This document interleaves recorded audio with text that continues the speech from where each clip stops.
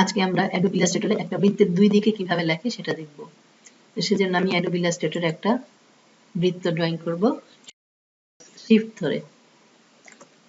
এই বৃত্তটার আমি কোনো ফিল কালার রাখবো না, শুধু স্ট্রোক কালার থাকবে, সেজন্য ফিল কালারকে নান করে দিলাম।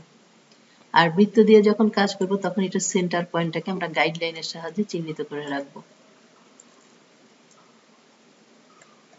এবার বৃত্তটার উপরের বা নিচের যে কোনো একটা অংশকে ডাইরেক্ট সিলেকশন টুলের সাহায্যে সিলেক্ট করে এডিট থেকে কাট, এডিট, পেস্ট ইন প্লেস। তাহলে বৃত্তটা দুই ভাগ হয়ে গেল, উপরের একটা অংশ, নিচের একটা অংশ। এবার আমি উপরের অংশে লিখবো, সেজন্য টাইপ টুল থেকে টাইপ অন এ পাথ টুল এটা সিলেক্ট করব। সিলেক্ট করে এই বৃত্তের উপরের অংশে যে কোনো জায়গায় মাউস ক্লিক করলে আমাকে লেখার সুযোগ দিবে। আমি এখানে অ্যাডোব ফটোশপ লিখব।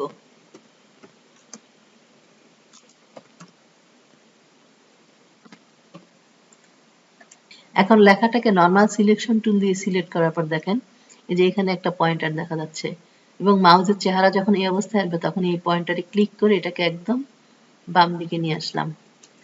এখন এটাকে প্যারাগ্রাফ প্যালেট থেকে যদি সেন্টারে ক্লিক করি, লেখাটা একদম মাঝখানে চলে আসবে। এবার আমি চাইলে লেখাটার সাইজ বড় করে দিতে পারি আমার চাহিদা মতো, 45 করে দিলাম। এবার একইভাবে আমি নিচের অংশে অ্যাডোব ইলাস্ট্রেটর টাইপ করব। সিলেক্ট করার পর পাথ টাইপ টুল দিয়ে আমি এই মাথাতে ক্লিক করব। ক্লিক করার পর এখানে আমাকে টাইপ করার সুযোগ দিবে।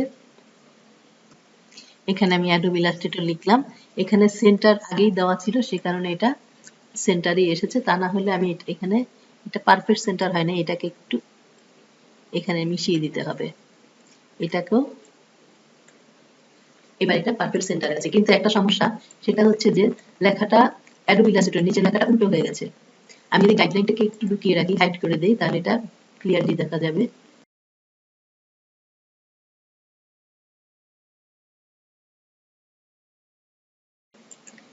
দেখেন লেখাটা উল্টে আছে এবং এটার মাঝখানে একটা পয়েন্টার দেখা যাচ্ছে।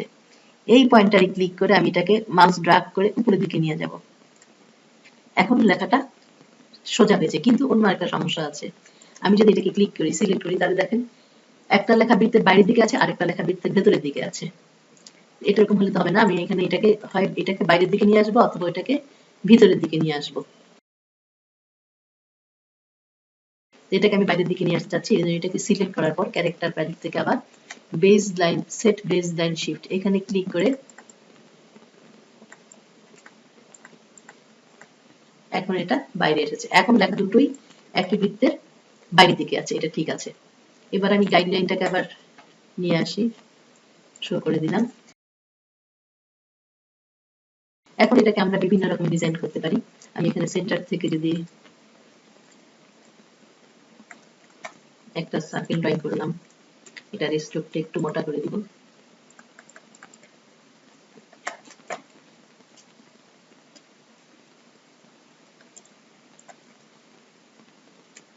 আরেকটা সার্কেল বাইরের দিকে আঁকবো।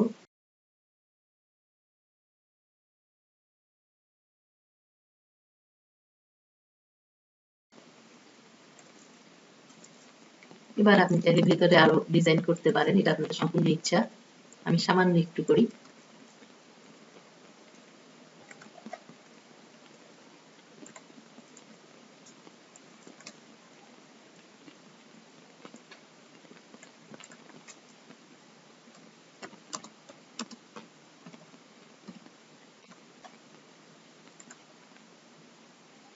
এফেক্ট, ডিস্টর্ট এন্ড ট্রান্সফর্ম থেকে আমি পাকার এন্ড ডটে এসে এটাকে একটু বাড়িয়ে দিব, 10-এর মতো করলেই যথেষ্ট। এবার লেখাটাকে আমি একটু আরেকটা এফেক্ট দিব, বালস।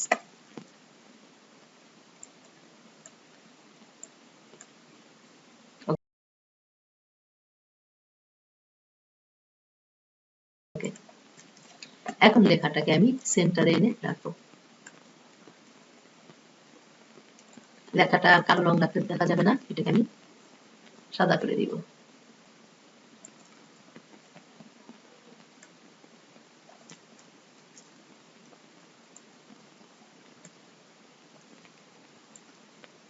কপি, পেস্ট ইন ব্যাক, ব্যাকেটটাকে আমি ইয়েলো কালার দিতে চাচ্ছি।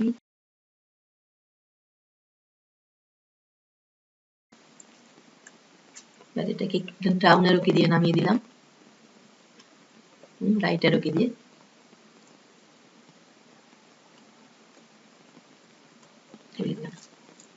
ব্যাস হয়ে গেল আমার একটা ডিজাইন।